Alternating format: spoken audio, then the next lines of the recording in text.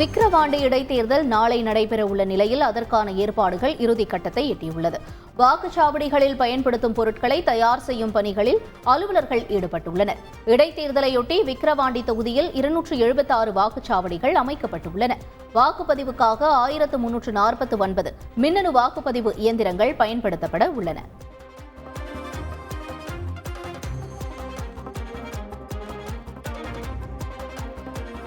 விக்கிரவாண்டி இடைத்தேர்தலை முன்னிட்டு புதுச்சேரி எல்லைப் பகுதியில் உள்ள மதுபான கடைகளை அடைக்க புதுச்சேரி காவல்துறை உத்தரவிட்டுள்ளது. தேர்தல் நடைபெறும் நாளான நாளை வரை மதுபான கடைகள் அடைக்கப்பட்டிருக்கும் என்றும் வாக்கு எண்ணிக்கை நாளான 13ஆம் தேதியும் இதேபோன்று மதுபான கடைகள் அடைக்கப்படும் என்றும் தெரிவிக்கப்பட்டுள்ளது.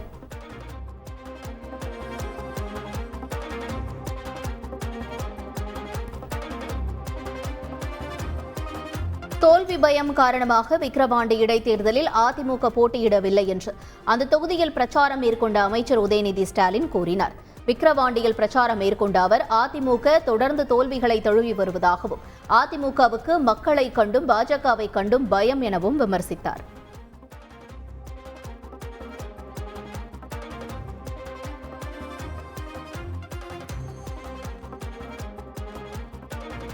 விக்கிரவாண்டி இடைத்தேர்தல் திமுகவுக்கு 10-11ஆவதாக நடக்கும் தேர்தல் என்றும், ஆனால் பாமகவுக்கோ இது சமூக நீதிக்கான தேர்தல் என்றும் பாமக தலைவர் அன்புமணி ராமதாஸ் கூறினார். விக்கிரவாண்டியில் பிரச்சாரம் மேற்கொண்ட அவர் சாராயம் ஊழலை எதிர்க்கும் தேர்தல் என கூறியுள்ளார். திமுகவை பொறுத்தவரை இது 10-11ஆவதாக நடக்கும் தேர்தல் என அன்புமணி குறிப்பிட்டுள்ளார்.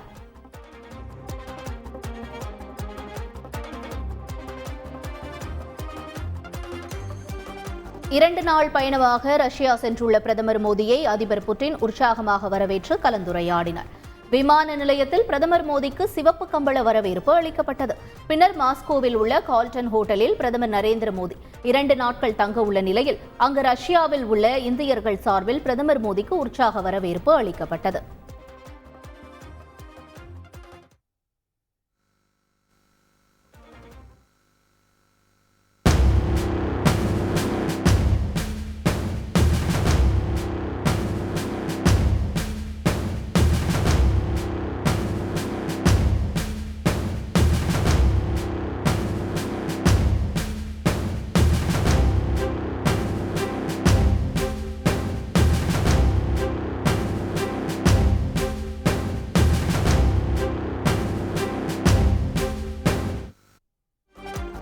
மாஸ்கோ அருகே நோவோ ஒகர்யோவோவில் உள்ள அதிபர் மாளிகைக்கு சென்ற பிரதமர் மோடியை புதின் உற்சாகமாக வரவேற்றார். அப்போது இருவரும் ஆரத்தழுவி அன்பை பகிர்ந்து கொண்டனர். இருவரும் பேசிக்கொண்டே சுற்றி பார்த்து பின்னர் கலந்துரையாடினர். பின்னர் பேட்டரி வாகனத்தில் மோடியை அமர வைத்து புதின் ஓட்டி சென்றார். அங்கு ஏற்பாடு செய்யப்பட்டிருந்த குதிரை ஏற்ற நிகழ்ச்சியை இருவரும் கண்டுகளித்தனர்.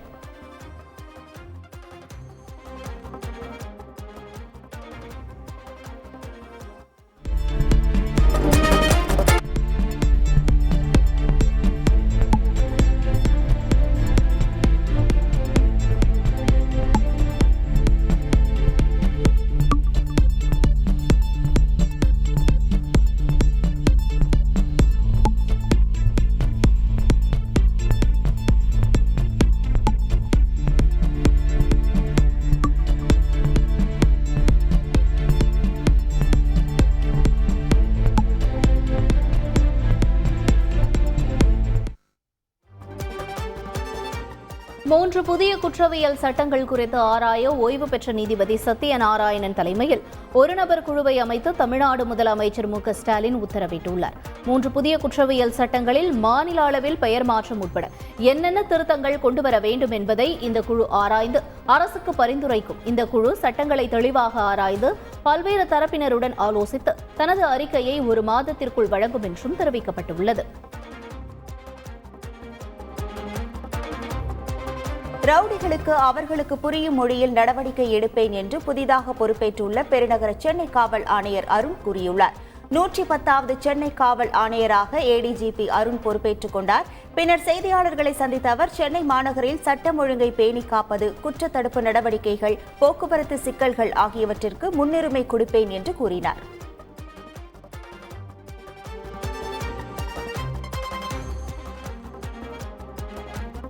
பகுஜன் சமாஜ் கட்சியின் மாநில தலைவர் ஆம்ஸ்ட்ராங்கின் குடும்பத்தினரை அயனாவரத்தில் உள்ள அவர்களது இல்லத்தில் சந்தித்து தமிழக பாஜக தலைவர் அண்ணாமலை ஆறுதல் தெரிவித்தார். ஆம்ஸ்ட்ராங்கின் உருவப்படத்திற்கு மலர் தூவி மரியாதை செலுத்தினார்.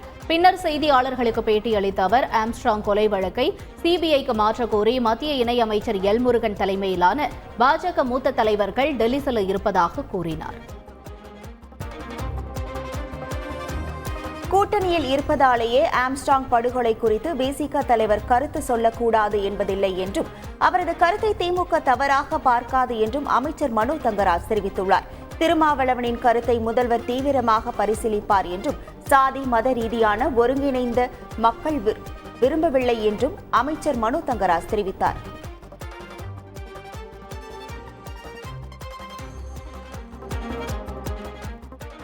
ஆம்ஸ்ட்ராங் படுகொலை தொடர்பாக தமிழக அரசுக்கு திரைப்பட இயக்குநர் ப. ரஞ்சித் பல்வேறு கேள்விகளை எழுப்பியுள்ளார்.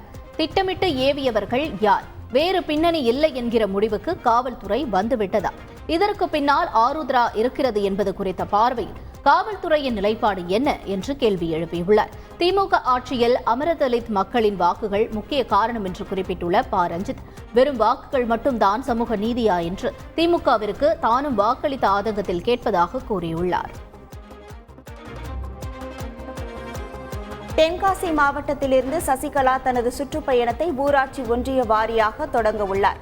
16ஆம் தேதி முதல் 20ஆம் தேதி வரை தென்காசியில் தனது சுற்றுப்பயணத்தை அவர் மேற்கொள்கிறார். சட்டமன்ற தொகுதி வாரியாக பயண திட்டம் அமைக்கப்பட்டு பல்வேறு இடங்களில் பொதுமக்களை சந்தித்து உரையாற்றவும் ஏற்பாடு செய்யப்பட்டுள்ளது. அதிமுக தொண்டர்களை நேரடியாக சந்திக்க இருப்பதாக ஏற்கனவே சசிகலா அறிவித்திருந்தது குறிப்பிடத்தக்கது. மத்திய மாநில விசாரணை அமைப்புகள் தங்களது கடமையை செய்தார். முன்னாள் முதல்வர் எடப்பாடி பழனிசாமி சிறைக்கு செல்வார் என்று பெங்களூரு புகழேந்தி கூறினார். சேலத்தில் பேசிய அவர், எங்களுக்கு அதிமுகவை ஒருங்கிணைப்பது எளிதாக இருக்கும் என்று கூறினார். மேலும் பெரியாரை வைத்து அரசியல் செய்தால் பாஜகவால் தமிழகத்தில் காலூன்ற முடியும் என புகழேந்தி யோசனை வழங்கினார்.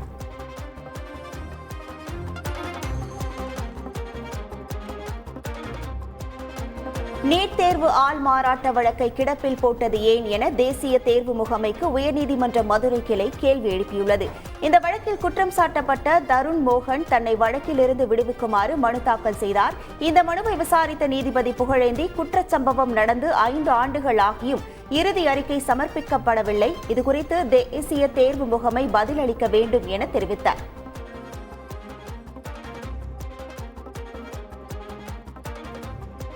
நீட் தேர்வில் முறைகேடு செய்தவர்களை மட்டும் கண்டறிந்தால் அவர்களுக்கு மட்டும் மறுதேர்வு நடத்தலாம் என்று உச்சநீதிமன்றம் யோசனை தெரிவித்துள்ளது.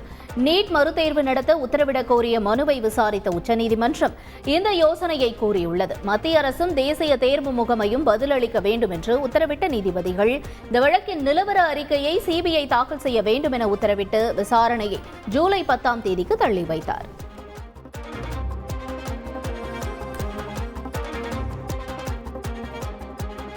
மும்பையில் நேற்று கனமழை வெளுத்து வாங்கிய நிலையில் அடுத்த 3 நாட்களுக்கு மிக கனமழை பெய்யும் எச்சரிக்கை விடுக்கப்பட்டுள்ளது.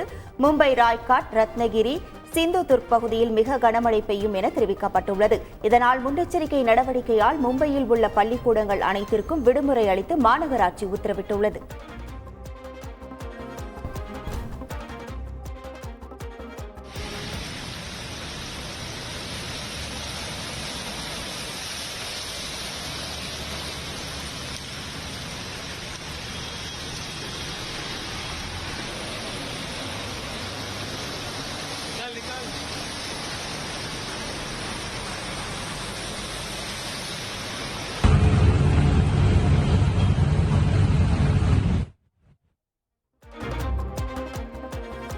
காஷ்மீரில் ராணுவ வாகனத்தின் மீது தீவிரவாதிகள் நடத்திய தாக்குதலில் 5 வீரர்கள் கொல்லப்பட்டுள்ளனர். ரோந்து சென்ற ராணுவ வாகனத்தின் மீது திடீரென கையெறி குண்டை வீசி தாக்குதல் நடத்திய தீவிரவாதிகள் தொடர்ந்து துப்பாக்கியால் சுட்டுள்ளனர். வீரர்கள் பதிலடி கொடுத்ததும் அருகிலிருந்த வனப்பகுதிக்குள் தீவிரவாதிகள் தப்பியோடினர். இந்த தாக்குதலில் 4 வீரர்கள் உயிரிழந்த நிலையில் 5 பேர் பதான்கோட் ராணுவ மருத்துவமனைக்கு அனுப்பி வைக்கப்பட்டனர். அவர்களில் ஒருவர் சிகிச்சை பலனின்றி உயிரிழந்தார். அதே நேரத்தில் வனப்பகுதிக்குள் ராணுவ வீரர்கள் குவிக்கப்பட்டு தீவிர தேடுதல் வேட்டையில் ஈடுபட்டுள்ளனர்.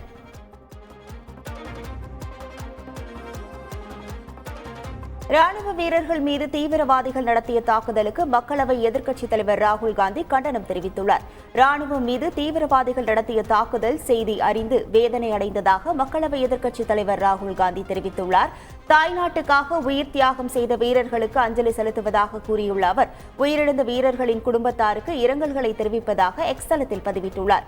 ஒரு மாதத்திற்குள் 5வது முறையாக தாக்குதல் நடத்தி வீரர்களின் உயிரை பறித்துள்ளதாக தெரிவித்துள்ள ராகுல் காந்தி, வெற்று பேச்சு மற்றும் பொய் வாக்குறுதிகளை அளிக்காமல் கடும் நடவடிக்கை மூலமே தீர்வு காண வேண்டும் என வலியுறுத்தியுள்ளார். ஜார்க்கண்ட் முதலமைச்சர் ஹேமந்த் சோரனுக்கு வழங்கப்பட்ட ஜாமீனுக்கு எதிராக உச்சநீதிமன்றத்தில் அமலாக்கத்துறை மேல்முறையீடு செய்துள்ளது. ஜாமீன் பெற்று சிறையில் இருந்து விடுதலையான ஹேமந்த் சோரன் கடந்த 4ஆம் தேதி ஜார்க்கண்ட் முதலமைச்சராக மீண்டும் பதவியேற்றினார். இந்நிலையில் அனைத்து அம்சங்களையும் ஆராயாமல் உயர்நீதிமன்றம் ஹேமந்த் சோரனுக்கு ஜாமீன் வழங்கியுள்ளதால் அதனை ரத்து செய்யக்கோரி அமலாக்கத்துறை தரப்பில் உச்சநீதிமன்றத்தில் மேல்முறையீடு செய்யப்பட்டுள்ளது.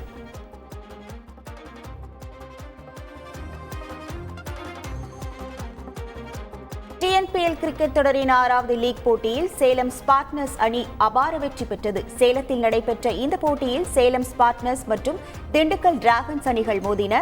டாஸ் வென்று முதலில் பேட்டிங் செய்த திண்டுக்கல் அணி 20 ஓவர்களில் 9 விக்கெட் இழப்புக்கு 149 ரன்கள் குவித்தது. பின்னர் களமிறங்கிய சேலம் அணி 18.1 ஓவரில் வெறும் 3 விக்கெட்டுகளை மட்டுமே இழந்து வெற்றி வாகை சூடியது.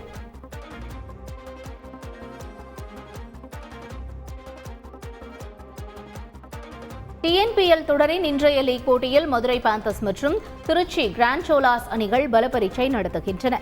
சேலம் மைதானத்தில் இன்று இரவு 7:15 மணிக்கு போட்டி தொடங்குகிறது. முதல் போட்டியில் தோல்வியடைந்த திருச்சி அணி இன்றைய போட்டியில் வெற்றி கணக்கை தொடங்க முனைப்பு காட்டும் என்று எதிர்பார்க்கப்படுகிறது.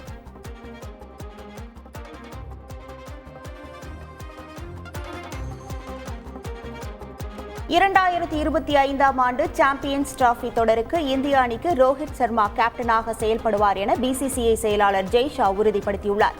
T20 உலகக்கோப்பை இந்தியா வென்றுள்ள சூழலில் அடுத்த இலக்கு டெஸ்ட் சாம்பியன்ஷிப் இறுதிப் போட்டி மற்றும் சாம்பியன்ஸ் டிராபி என ஜெய்ஷா கூறியுள்ளார்.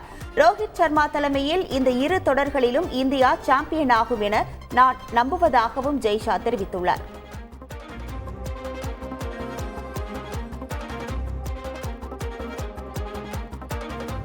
தென்னாப்பிரிக்க மகளிர் கிரிக்கெட் அணிக்கு எதிரான 3வது மற்றும் கடைசி T20 போட்டியில் இந்திய அணி இன்று களம் காண்கிறது. முதல் போட்டியில் தென்னாப்பிரிக்க அணி வென்ற நிலையில் 2வது போட்டி மழை குறுக்கிட்டதால் ரத்தானது. இதனால் தென்னாப்பிரிக்க அணி 1-0 என்ற கணக்கில் முன்னிலை வகிக்கிறது. இந்நிலையில் 3வது T20 போட்டி இன்று இரவு 7 மணிக்கு தொடங்குகிறது.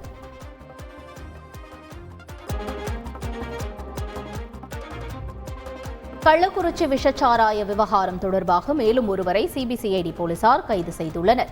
சேஷமுத்திரம் கிராமத்தைச் சேர்ந்த வேலு என்பவரை CBCID போலீசார் சந்தேகத்தின் பெயரில் அழைத்து சென்று விசாரணை நடத்தினர். இதன் மூலம் விஷச்சாராய வழக்கில் கைதானவர்களின் எண்ணிக்கை 22ஆக அதிகரித்துள்ளது.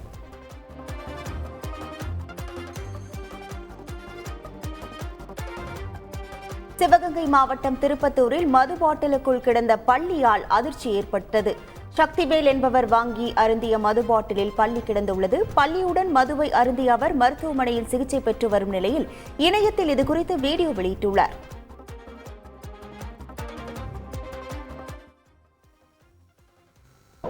டைமரமில் வாங்கி அடித்தேன். அது உள்ள பள்ளி கலந்துருக்கு, ஹாஸ்டலில் சேர்ந்துருக்கேன். நம்ம மாதிரி வாங்கி குடிக்க கள்ளக்காசாரங்க குடிக்கிறவங்களும் இப்படி தான் இருக்காங்க. நம்ம நியாயமாக காசு போட்டு வாங்கி குடிக்கிறோம், அதோட மட்ட மின்சாரக்கு நம்ம குடிக்கிறோம்.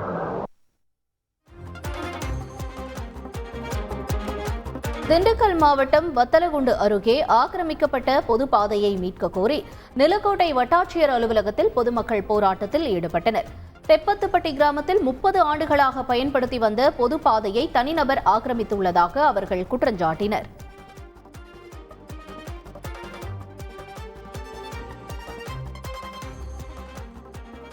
செங்கல்பட்டு அருகே பள்ளி மாணவர்கள் காரில் கடத்தப்பட்ட சம்பவம் பரபரப்பை ஏற்படுத்தியுள்ளது.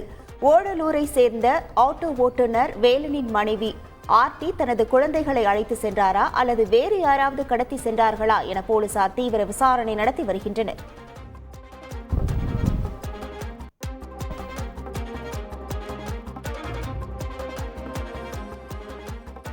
தேனி மாவட்டம் ஆண்டிப்பட்டியில் உள்ள பானிபூரி கடைகளில் வட்டார உணவு பாதுகாப்புத்துறை சார்பில் ஆய்வு மேற்கொள்ளப்பட்டது. அப்போது சந்தேகத்திற்குரிய வகையில் இருந்த பானிபூரி ரசத்தில் மாதிரி எடுக்கப்பட்டது. ஆய்வின் போது உடலுக்கு தீங்கு விளைவிக்கும் நிறமிகளை கொண்ட உணவுப் பொருட்களும் அழிக்கப்பட்டது.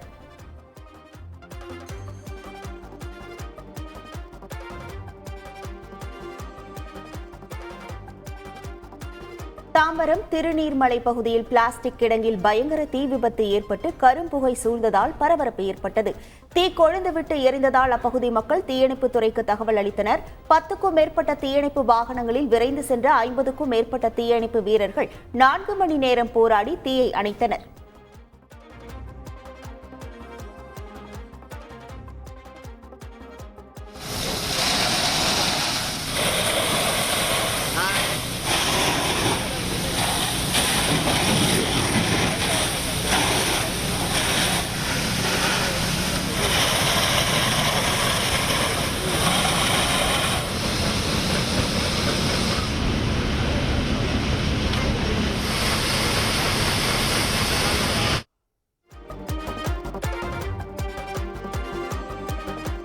திருப்பூர் மாவட்டம் காங்கேயம் அருகே ஒட்டப்பாளையம் கிராமத்தில் வீடுகள் மீது கற்கள் விழும் நிலையில் கிரேன் மற்றும் ட்ரோன் மூலம் அப்பகுதி கண்காணிக்கப்பட்டு வருகிறது.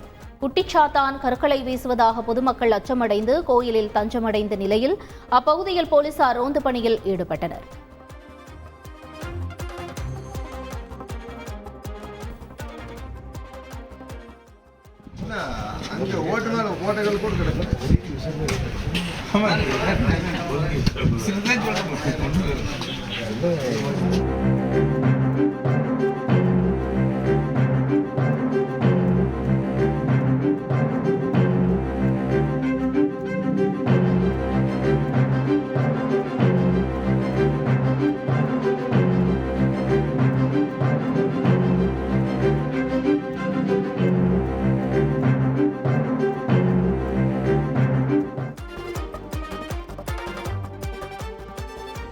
மணலி டாக்டர் சிவந்தி ஆதித்தனார் பெண்கள் மேல்நிலைப் பள்ளியில் தேர்தல் திருவிழா நடைபெற்றது. ஓட்டுரிமை குறித்த விழிப்புணர்வு ஏற்படுத்துவதற்காக இந்த திருவிழா நடத்தப்பட்டது. வகுப்பு தலைவிகளை தேர்வு செய்வதற்கான தேர்தல் சட்டமன்ற, நாடாளுமன்ற தேர்தல்களை போன்று நடத்தப்பட்டது. வாக்குச்சாவடி அமைத்து பூத் ஸ்லிப் வழங்கப்பட்டு வாக்காளர் பட்டியலை சரிபார்த்து மாணவிகள் வாக்களித்தனர்.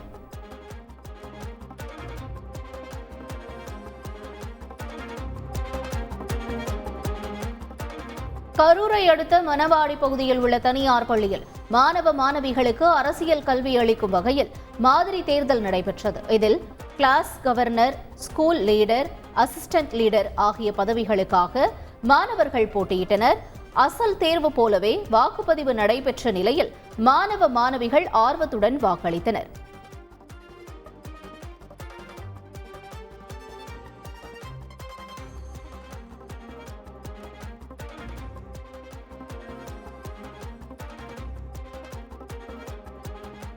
காளிதாஸ் 2ஆம் பாகத்தின் படத்தை சிவகார்த்திகேயன் தொடங்கி வைத்தார். படப்பிடிப்பு விரைவில் தொடங்க உள்ளது. 2019ஆம் ஆண்டு ஸ்ரீ செந்தில் இயக்கத்தில் பரத் நடிப்பில் வெளியான காளிதாஸ் திரைப்படம் விமர்சன ரீதியாக நல்ல வரவேற்பை பெற்றது. கல்லடைக்குறிச்சி ரயில் நிலையத்தில் சிறப்பு விரைவு ரயில் நிற்காமல் சென்ற விவகாரத்தில் லோகோ பைலட் 2 பேர் சஸ்பெண்ட் செய்யப்பட்டுள்ளனர். லோகோ பைலட் விஷ்ணு, உதவி லோகோ பைலட் சண்முக வேலாயுதம் ஆகியோர் சஸ்பெண்ட் செய்யப்பட்டுள்ளனர். மேலும் துறை ரீதியான விசாரணையை தென்னக ரயில்வே மேற்கொண்டு வருகிறது.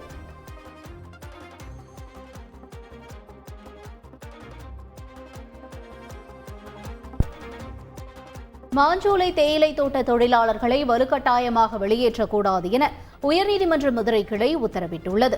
வழக்கு விவாதத்தின் போது மக்களுக்கு அங்கேயே இடம் வழங்க வேண்டும், தோட்டத்தை டான்டி நிறுவனம் எடுத்து நடத்த வேண்டும் என கோரப்பட்டது. வாதங்களை கேட்டறிந்த நீதிபதிகள் தொழிலாளர்களை கட்டாயமாக வெளியேற்றக்கூடாது என உத்தரவிட்டு வழக்கை ஜூலை 22ஆம் தேதிக்கு ஒத்திவைத்தார்.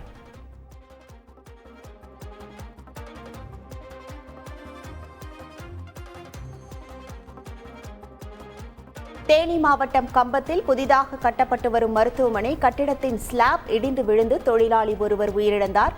படுகாயமடைந்த 2 மருத்துவமனையில் சேர்க்கப்பட்டுள்ளனர். இதனிடையே இறப்புக்கு நியாயம் கேட்டு உறவினர்கள் சாலை மறியலில் ஈடுபட்டனர். நம்பிராஜனின் மனைவியும் தாயாரும் கதறி அழுதது காண்போரை கலங்க செய்தது.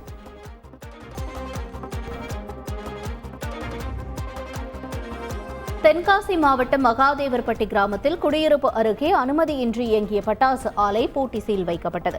ஆலையில் இருந்த 10 லட்சம் ரூபாய் மதிப்புள்ள மூலப்பொருட்களை போலீசார் பறிமுதல் செய்தனர். அதே நேரத்தில் குடும்பத்தோடு தலைமறைவான பட்டாசு ஆலையின் உரிமையாளர் மாடசாமியை போலீசார் தேடி வருகின்றனர்.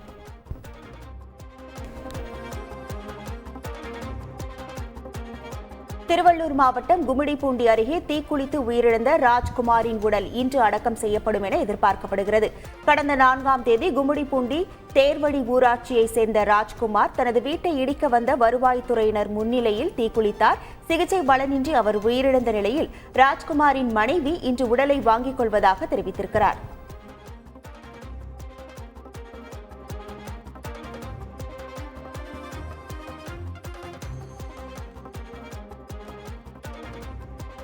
குமரி மாவட்டம் குள்ளங்கோடு அருகே ஆக்கிரமிப்பு இடத்தில் பூங்கா அமைக்க எதிர்ப்பு தெரிவித்து பொதுமக்கள் போராட்டத்தில் ஈடுபட்டனர்.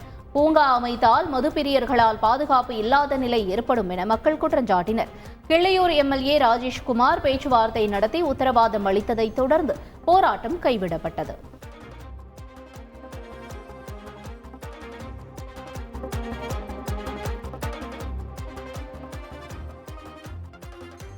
நீலகிரி மாவட்டம் கல்லார் அருகே மாவட்ட எஸ்பி காரின் மீது பைக் மோதியதில் கல்லூரி மாணவர் அல்தாஃப் உயிரிழந்தார்.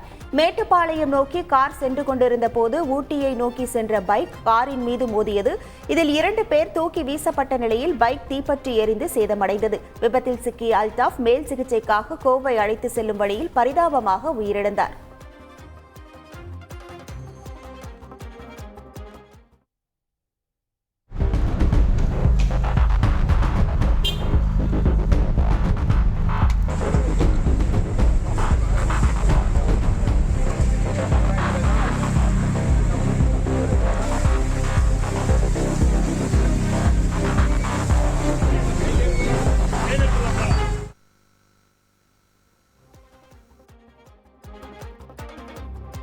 தஞ்சாவூரில் 25 வயது வாலிபர் ஓட வெட்டி படுகொலை செய்யப்பட்ட சம்பவம் அதிர்ச்சியை ஏற்படுத்தியுள்ளது. ஜூஸ் கடையில் பணிபுரிந்து வந்த களிமேடு பகுதியைச் சேர்ந்த ஸ்ரீராமின் உடலை கைப்பற்றி பிரேத பரிசோதனைக்கு அனுப்பி வைத்த போலீசார் கொலைக்கான காரணம் குறித்து விசாரித்து வருகின்றனர்.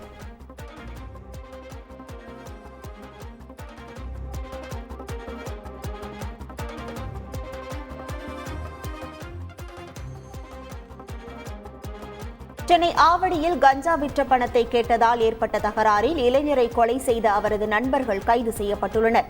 ராஜா மொய்தீன் என்பவரை வெட்டி கொலை செய்துவிட்டு கொலையாளிகள் தப்பி ஓடினர். இது தொடர்பாக அவரது நண்பர்கள் கார்த்திகேயன், ராஜசேகரன், லலித், லோகேஷ், அஜித், சாந்தகுமார், விக்னேஷ் ஆகிய 7 பேரை கைது செய்த போலீசார் தலைமறைவாக உள்ள ஆசிப் என்பவரை தேடி வருகின்றனர்.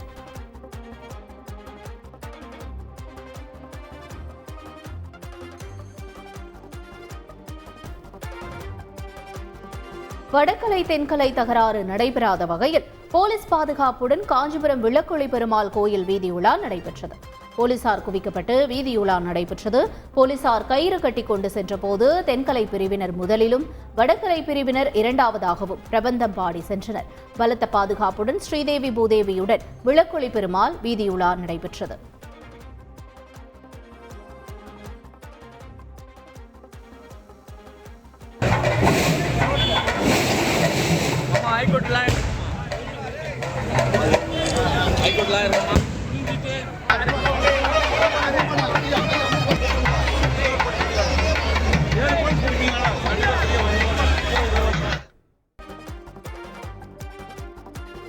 தென்காசி மாவட்டம் சங்கரன்கோவில் சங்கர நாராயணர் கோயில் கும்பாபிஷேக தேதி அறிவிக்கப்பட்டிருப்பதற்கு இந்து ஆலய பாதுகாப்பு குழு மாநில செயலாளர் கார்த்திகேயன் எதிர்ப்பு தெரிவித்துள்ளார்.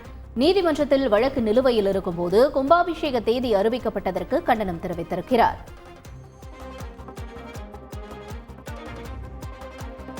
மயிலாடுதுறை மாவட்டம் அரிவேலூர் கிராமத்தில் திருவாடுதுறை ஆதீனத்திற்கு சொந்தமான இடத்தை தனிநபர்கள் ஆக்கிரமிக்க முயற்சிப்பதாக கிராம மக்கள் குற்றம் சாட்டியுள்ளனர்.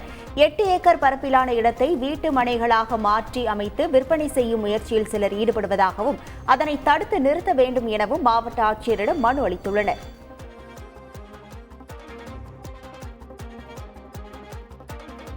நீலகிரி மாவட்டம் குன்னூரில் புதரில் மின்சாரம் பாய்ந்து உயிரிழந்த தாயின் உடலை தொட்ட மகனும் மின்சாரம் பாய்ந்து உயிரிழந்தது அதிர்ச்சியை ஏற்படுத்தியுள்ளது. காணாமல் போன தாயை 4 நாட்களாக தேடி அலைந்த நிலையில் புதர் மறைவில் தாயின் சடலத்தை மகன் கண்டுபிடித்துள்ளார். உணர்ச்சி வசப்பட்டு தாயின் சடலத்தை தொட்ட மகன் மீதும் மின்சாரம் பாய்ந்து சம்பவ இடத்திலேயே அவரும் உயிரிழந்தார். தாயும் மகனும் மின்சாரம் பாய்ந்து உயிரிழந்த சம்பவம் சோகத்தை ஏற்படுத்தியுள்ளது.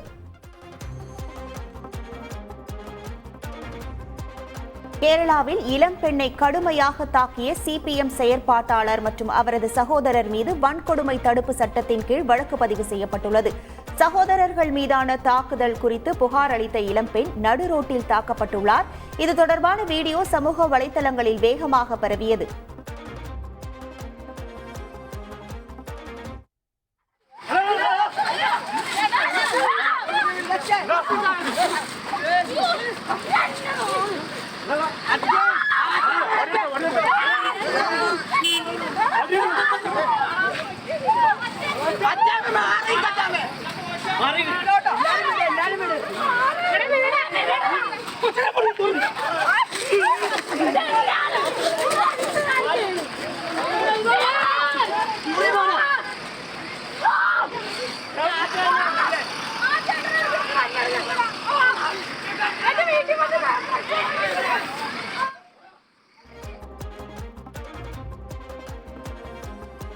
செங்கல்பட்டு அருகே ஊராட்சி மன்ற தலைவர் உள்ளிட்ட 9 பேரின் குடும்பங்கள் ஊரை விட்டு ஒதுக்கி வைக்கப்பட்டுள்ளதாக புகார்கள் எழுந்துள்ளன.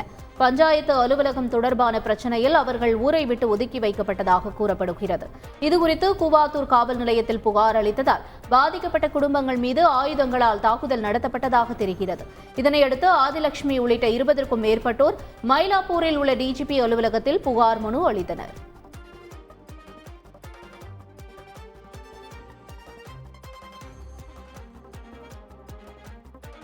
சென்னையில் டிரான்ஸ்பார்மர் அருகே விழுந்த காலணியை எடுக்க முயன்ற சிறுவன் மின்சாரம் தாக்கி படுகாயமடைந்தார். 25% தீக்காயங்களுடன் மீட்கப்பட்ட டேனியல் கீழ்ப்பாக்கம் மருத்துவமனையில் சிகிச்சை பெற்று வருகிறார். உயிரை பறிக்கும் சூழல் இருப்பதால் டிரான்ஸ்பார்மரை காலி இடத்திற்கு மாற்ற வேண்டும் என பகுதியினர் கோரிக்கை விடுத்துள்ளனர்.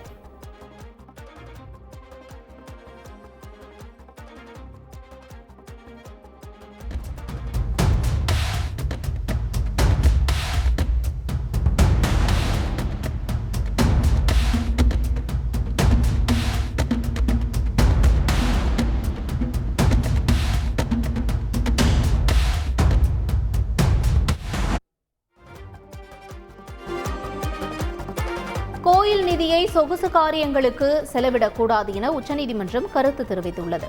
தமிழகத்தில் கோயில் உபநிதியை பொதுநல நிதிக்கு மாற்றுவதற்கு எதிராக தாக்கல் செய்த மேல்முறையீடு மனுவை உச்சநீதிமன்றம் விசாரித்தது. அப்போது கோயில் நிதியை கல்வி போன்ற சமூக நல திட்டங்களுக்கு செலவிட்டால் பரவாயில்லை என்ற நீதிபதிகள் மேல்முறையீடு மனுவுக்கு பதிலளிக்க தமிழக அரசுக்கு உத்தரவிட்டனர்.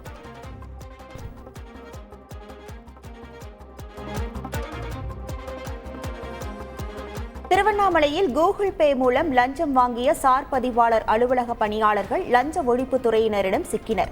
சோதனையில் கூகுள் பே மூலம் பல லட்சம் ரூபாய் கைமாறியது தெரியவந்துள்ளது. மேலும் கணக்கில் வராத 40,000 ரூபாய் பணமும் கைப்பற்றப்பட்டுள்ளது. லஞ்ச ஒழிப்புத் துறையின் இந்த சோதனையானது இரவு 9 மணியை தாண்டியும் நீடித்தது.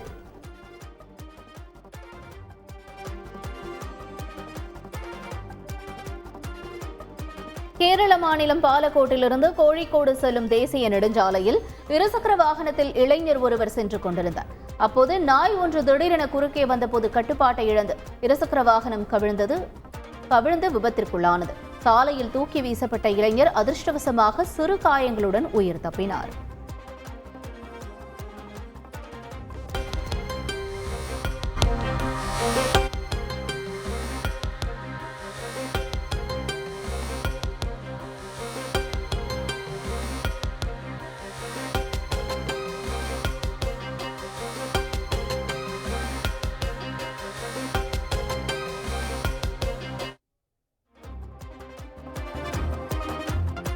தூத்துக்குடியில் பண மோசடியில் ஈடுபட்ட ஒரே குடும்பத்தை சேர்ந்த 3 பேரில் ஒருவர் சிக்கினார்.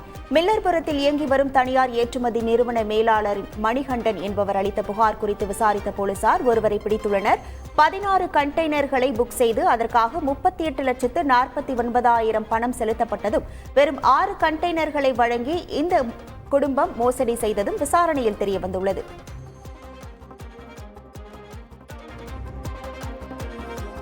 சென்னை விமான நிலையத்தில் சூட்கேஸில் 10 கோடி ரூபாய் மதிப்புள்ள கொகைன் போதைப் பொருளை கடத்தி வந்த தென்னாப்பிரிக்க பெண் கைது செய்யப்பட்டுள்ளார்.